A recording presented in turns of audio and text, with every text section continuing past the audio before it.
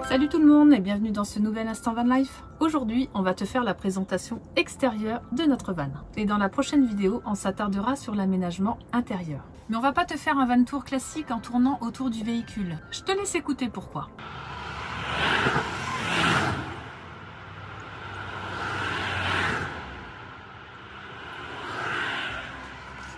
Bref, impossible pour nous de tourner en extérieur. Néanmoins, on va essayer de te donner le plus de détails possible. Et si tu as la moindre question, n'hésite pas à nous la poser en commentaire à la fin de cette vidéo. Allez, c'est parti! Pour commencer, pourquoi on a choisi ce van? 3 raisons principales. Première raison, on voulait un van de moins de 2 mètres pour rester en catégorie 1 et ne pas avoir la contrainte de la hauteur. Deuxième raison, le 4 roues motrices était pour nous indispensable. Notre petit rêve serait d'aller en Islande plus tard.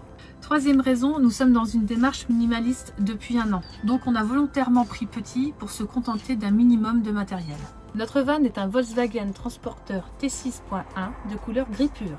On a volontairement pris une couleur sombre pour pouvoir rester discret, notamment la nuit. On peut reconnaître le T6.1 grâce à sa petite griffe située à l'avant. La motorisation que nous avons choisie est le 2 litres TDI 150 chevaux. Nous avons choisi cette motorisation pour 3 raisons. Première raison, notre véhicule est aménagé, donc lourd.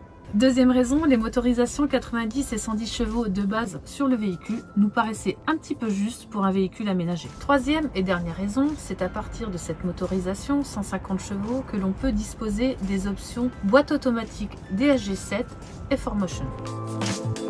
La boîte automatique pour le confort de conduite et le 4Motion pour les chemins difficiles, notamment pour grimper l'école de montagne.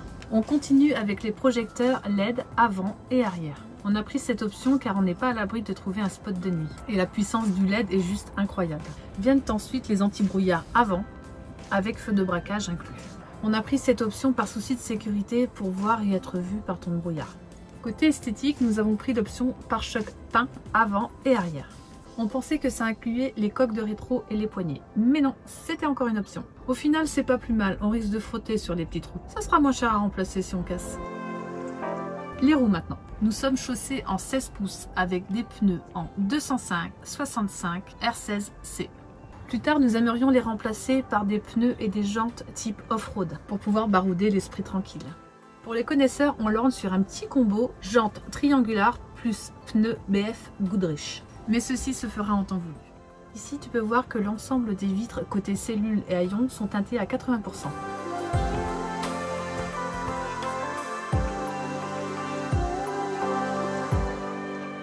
Ici, on retrouve un petit stortule pour les beaux jours.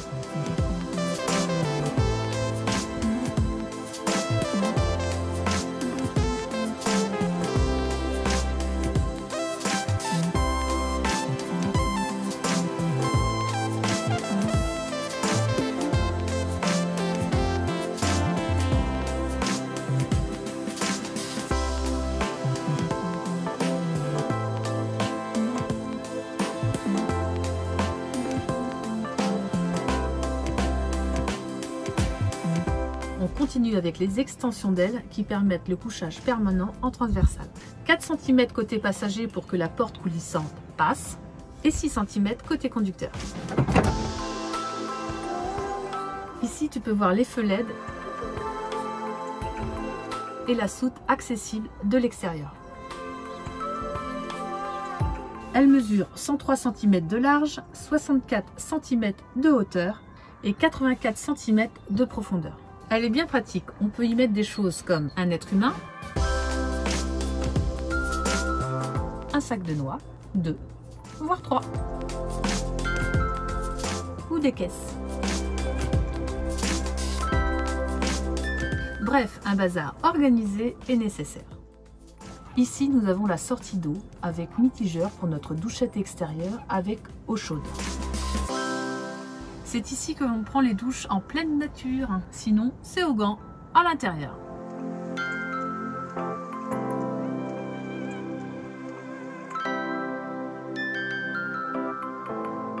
Mais pour plus d'intimité, nous avons un rideau de haillons.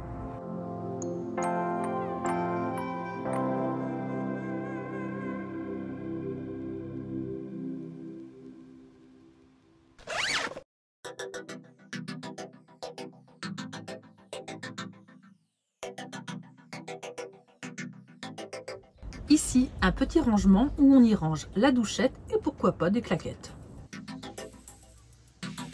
Là, on trouve le réservoir d'eau. Il ferme à clé. Sa contenance est de 80 litres d'eau propre. Nous en avons un autre de 30 litres pour les eaux grises. Ici, une petite sortie pour le trop-plein. On continue avec cette petite fenêtre côté conducteur que l'on ouvre quand on cuisine en intérieur.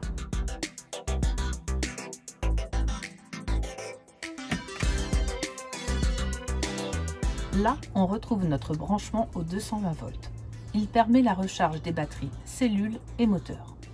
On profite également d'une prise 220 volts de plus en intérieur. On passe à la trappe à carburant. Le réservoir fait 70 litres d'origine. Nous avons pris l'option 10 litres en plus, ce qui l'amène à 80 litres. Notre chauffage au Webasto s'alimente sur le gasoil. On a préféré assurer un peu. On reviendra sur le Webasto dans une prochaine vidéo. Notre consommation de gasoil se situe pour le moment autour des 8 litres au 100. Nous avons ensuite le remplissage de l'AD-Blue. À aujourd'hui, nous avons effectué 1000 km et il nous affiche une autonomie de 6500 km.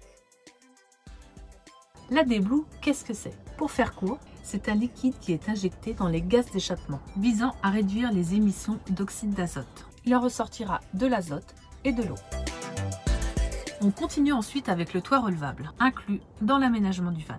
Notre toile est aluminisée en extérieur et doublée d'une toile soft shell en intérieur. Elle est plus adaptée pour les pays froids. Pour finir, notre panneau solaire extra plat d'une puissance de 220 watts. Nous en sommes plutôt satisfaits pour le moment. Nous ne sommes jamais tombés en dessous des 80% d'autonomie dans la cellule. Si des fois tu aimerais savoir comment notre van a été assemblé, on te remet le lien de notre première vidéo et n'hésite pas à nous poster un commentaire si tu as la moindre question. Dans la prochaine vidéo, on te présente l'intérieur. N'oublie pas de liker et partager si cette vidéo t'a plu. Allez, à bientôt!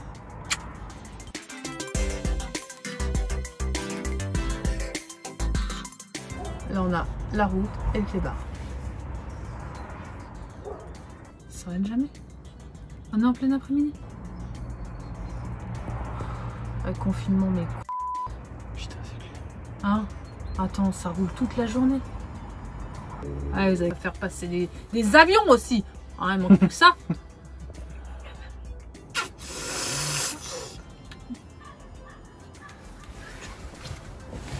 Qu'est-ce que tu fais? Pour plus d'intimité, nous... Je viens de roter. Oh.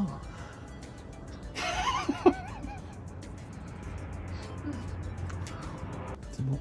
Non mais ça va, t'es en train de te toucher les... Putain de route passante.